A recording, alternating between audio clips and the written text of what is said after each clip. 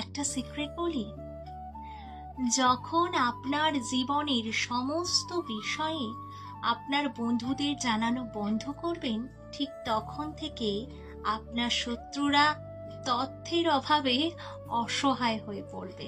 কিছু মানুষ শত্রুদের খবর পৌঁছানোর জন্যই আপনার বন্ধু সাজে। আপনি যাদেরকে বন্ধু মনে করেন বা বন্ধু বলে ডাকেন, তারা কি আপনার সত্যিকারের বন্ধু?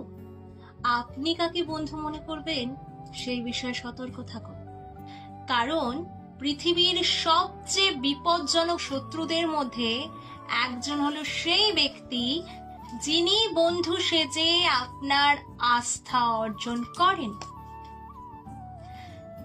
তাই গোপনীয়তাই হলো আপনার একমাত্র শক্তি।